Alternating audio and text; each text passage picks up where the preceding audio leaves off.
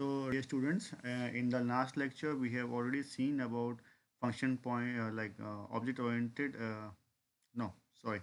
We have seen size oriented matrix, and which were part of software sizing approach. So that size oriented matrix suffer from two basic drawbacks. One, it was penalizing a good programmer because writing an optimized code was not likely useful in size orientation based matrix. Secondly, it is language dependent. Moreover, when we talk about functions, functions display the more generic approach to software development in comparison to size. Because in the initial days of requirement engineering, a customer cannot or a person cannot estimate a size directly. But if I ask you about what are the inputs, what type of inputs do you have, what type of processing do you need, what are the output do you expect out of the system, it's very easy for a particular person to actually put down his points on these basic attributes. The conceptual idea behind the function point matrix is that the size of a software product is directly dependent on the number of different functions or features it supports. So, in this way, a function point relates to LOCs, the lines of code. It says that the more the number of functions, more are the number of lines of code should it have. I will just give you one small example here. So if I create a system, if I create a particular system, software-based system, which actually takes input only through keyboard and mouse, okay, so the complexity will be of certain level. But now I start adding, giving command to a system using voice-based system. Okay, the complexity of a voice-based system along with keyboard and mouse is higher than the initial software. If I add one more level saying I can enter it using a gesture system, okay, then the complexity of system will be eventually more higher than the rest of the two uh, input based mechanism. So we actually see that whenever we started with manual input, then we go on for voice based input, then we go to gesture based input. Now if we go on adding different type of inputs, the complexity of system is going to be higher and higher, and so the size of the code will also be will be increased will increase. A software product supporting many features would certainly be a larger size than a product with less number of features. This is totally true. You cannot have a software with very less minimal features with having a high amount of lines of code because today's language are much more optimized than the languages that we have in a decade ago. So, the function point, the size of a product in function point matrix can be expressed as a weighted sum of these five problem characteristics. So, every problem that we can assume that we can think of has these five set of characteristics. What it should have some number of inputs, it should have number of outputs, it should have certain number of inquiries, number of internal logical file, and number of external interface files. So let us see what these particular characteristics are in the next slides. So external inputs generally are the elementary process for applications that processes data or control information that enters from the outside of the boundary of the application. So external input is something which is given by an actor. We have seen what is an actor in our previous discussions on use cases. So the actors are giving certain information, right, to a system, and the system or the control information to a system. The system processes that information or the control information, and this information that it actually creates or it generates is there to maintain one or more internal logical files. So one internal logical file we will see in a minute or so, but for understanding, you can think of ILF is equivalent to the data stores, where the data goes and stores after processing. The primary intent of an external input is to maintain one or more ILFs. So the example for the external inputs can be if you are booking a ticket for the first time, you are asked to enter the the passenger's information, right? Some vital details about the passenger. Once you enter everything, you provide that input. Okay, the system processes that particular set of values and store it into its own ticket issuing databases, right?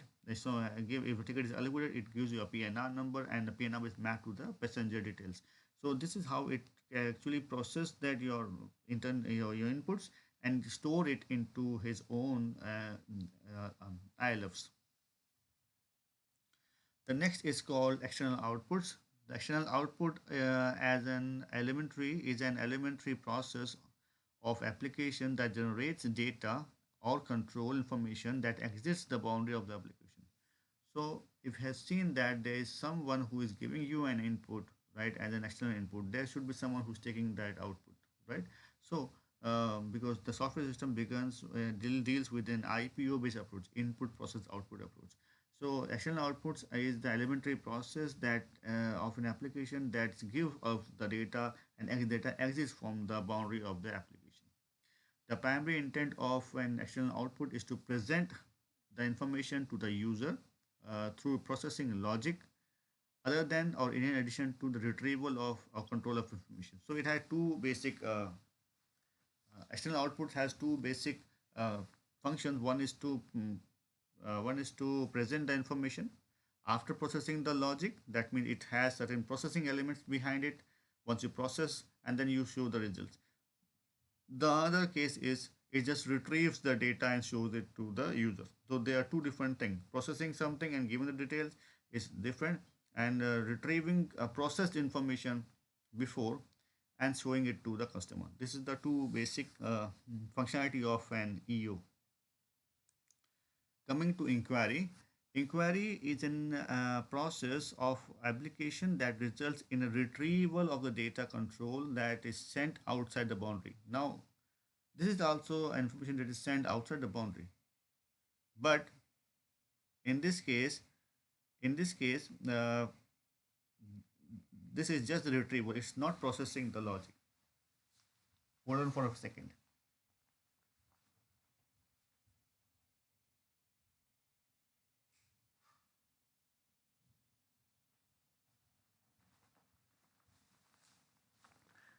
The primary intent is to present the information to the user through retrieval of data or control information through ILF and ELF.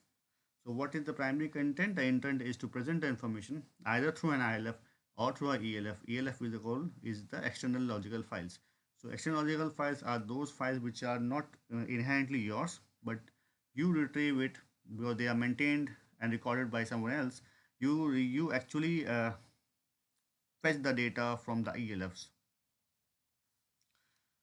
The third is having function like this. So it has an input, and this is the process. It uses the ILF, it updates the ELF, and you can take the value from the ELF also. Okay, and this is output and this is inquiry. So each internal logical file is a logical grouping of data that resides within the application boundary and is maintained via external inputs. So you give the external inputs, right?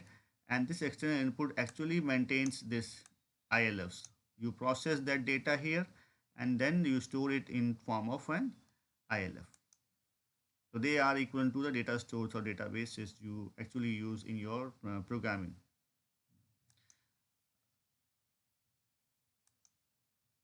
ELF, each external interface file is a logical grouping of data that resides external to the application but provides data that may be used to an application. So if I say that I'm creating a particular system which actually is a driving license based system. So I will process the information and store it into a particular database DB. Okay, a process into this DB. But by doing so, before I store it here, I have to check whether this particular person has any open ticket, the traffic violation or not. So this my system cannot maintain. So there must be a central database somewhere which actually holds the information about the violations against any person. So what I will do, I will just use this to give me a particular response whether it has a violation or not. If doesn't have, if the user doesn't have a violation, it will get a license. If it has a violation, he has to clear all the violations before he can get a license. So this is the ELF. That this is ELF. Why? Because this is external to my application and this is not maintained by me. Okay, but actually provides data to me.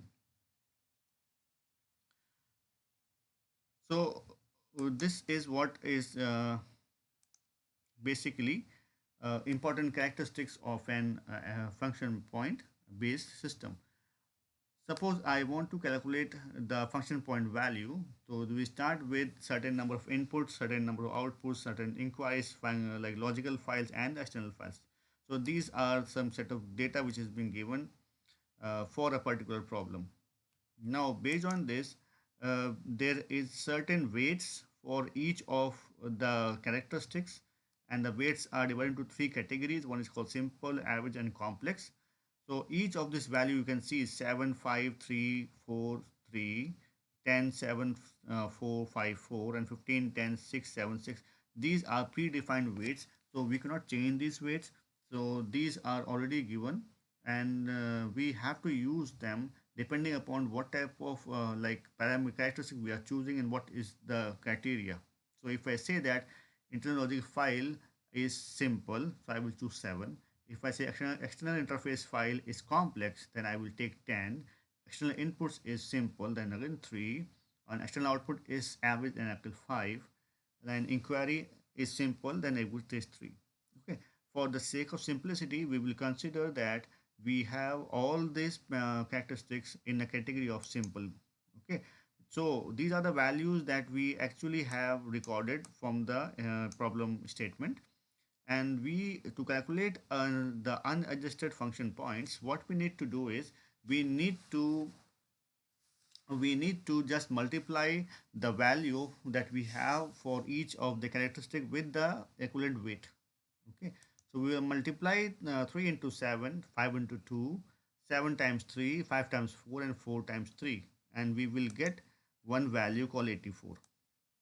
Okay, so this function, this value that we have got here is called unadjusted function point. Why? Because it's a very rough estimate of a particular problem. Okay, now each problem that you have is again affected by certain intrinsic uh, features also. So we have to fine tune this UFP value according to the needs of the project itself. So these points are known as complexity adjustment values. Okay. So each of there are 14 factors that I have assigned from 0, that not present or no influence, to 5 having strong influence. The resulting numbers are summed up and yielding to the total degree of influence. So we have certain 14 points. I will show them here now.